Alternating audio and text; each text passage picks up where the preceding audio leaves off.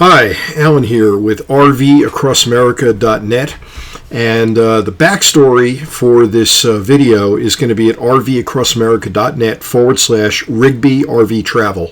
I want to invite you to take a journey with me. This is a journey largely during April of 2023. It starts, as you can see here in the video, at Jackson Hole Mountain Resort, or Teton Village as it's also known. This is a panorama I created on April 5. It was a beautiful, stellar, yet cold April morning. This is a little later in the morning up at the top of Bridger Bowl, which is just one of the most spectacular scenes you're ever going to see in the Tetons.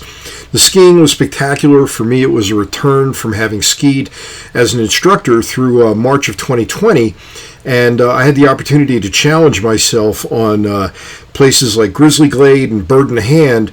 Bird in the Hand is, in fact, a trail that I'd never challenged myself on before. So this winter, which was an exceptional winter, spent largely in the Salt Lake Valley. You're now seeing me pull out of the RV park that I was in the Salt Lake Valley. This is Mountain Shadows.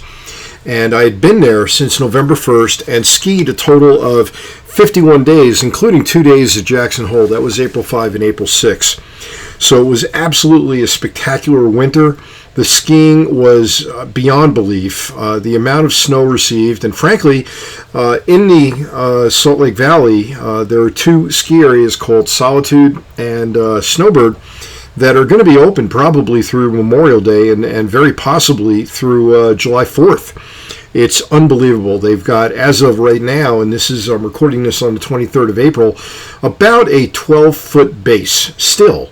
And there's been some melting, of course. You know, we're into the third week in April, but there's also been snow. It's been one of the coldest Aprils I can remember. This is about a 250-mile stretch between the Salt Lake Valley and Rigby. And you now see me on I-15. I-15 is right next to Mountain Shadows. I was just headed north. This was on April 2nd. It was a cloudy morning. It was chilly. It was in the upper 30s. But what came up a little bit down the road was not quite expected, and you'll see that in a moment. I've headed up to Rigby because this is an area that's fairly rural, and that's something that I absolutely want for what I see happening right now in our nation. And I'll get into that in greater detail when I create a future post on why I'm in Rigby and what I really like about it. I'll tell you, as we're driving a little further north, we're now into northernmost Utah. It started raining, and then the rain changed to snow, and then I decided to take a breakfast break at the JCs Diner. You'll see all that upcoming in the video.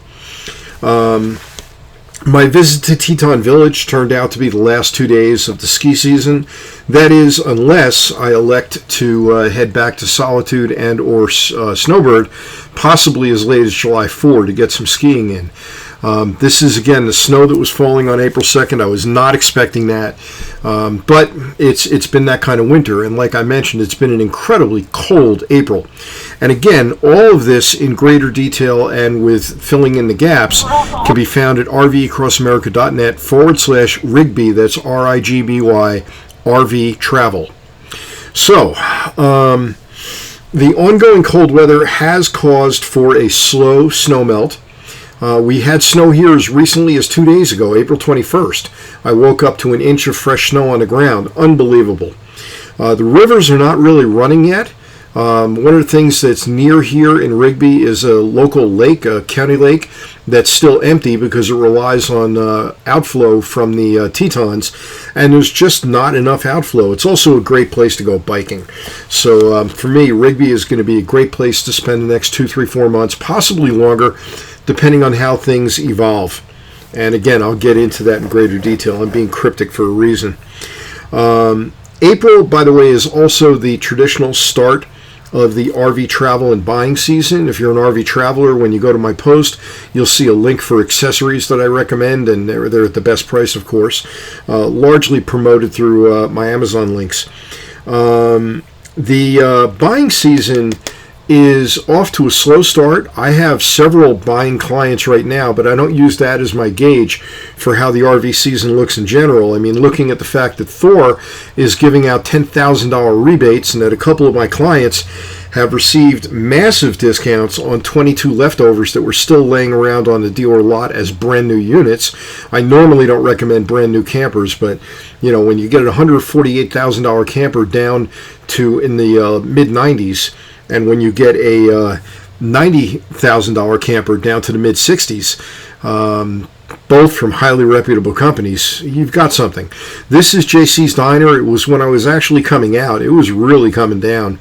And at certain points, I was a little bit concerned that it was going to start accumulating on the roads.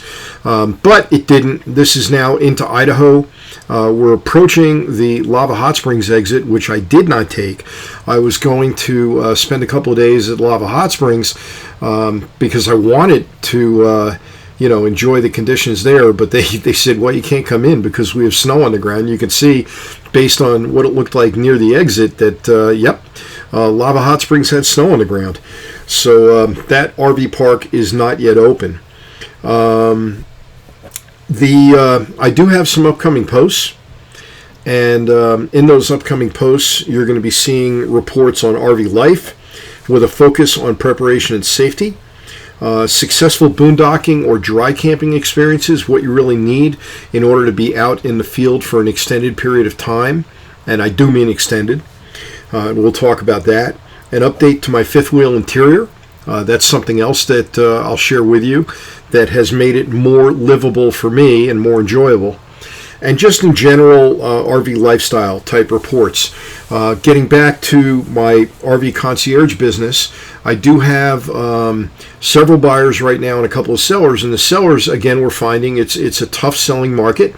We're having to drop the asking prices from what I had originally estimated. It looks like we're going to have to drop. And that's based on the fact that there aren't a lot of buyers out there. The banks have tightened up. Things have tightened up. You're looking, by the way, at the RV park that I pulled into on April 2nd.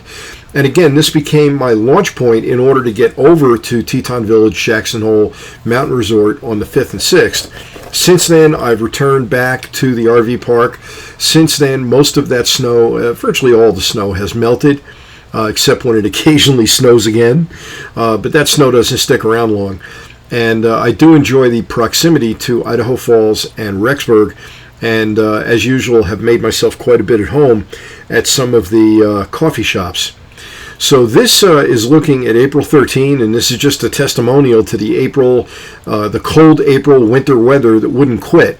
And in fact, again, on the 21st, it looked just like this again. I woke up to this on the 13th, and it was like, oh, God, not again. Frankly, after 51 ski days, no matter how great the ski season was, I'm ready for spring. I'm ready to get out there on the bike. I'm ready to get out there on the kayak.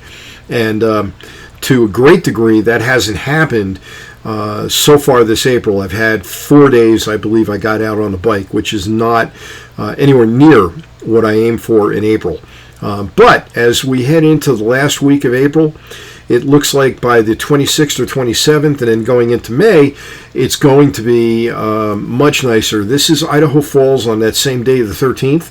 It's midday now, and it's below freezing, and there's still snow in the trees. That absolutely blew me away.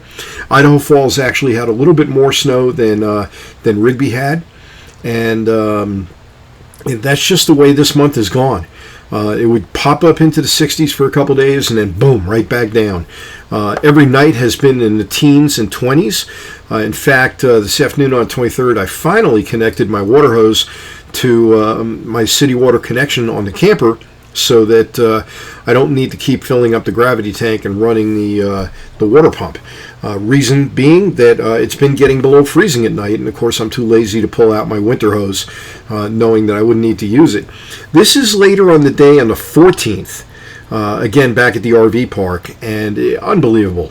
So again, Alan here, RVAcrossAmerica.net/Rigby RV Travel, RIGBY RV Travel. Thanks for sticking with me, and go check out the post and enjoy it and give it a thumbs up. Thank you very much. Have a great day.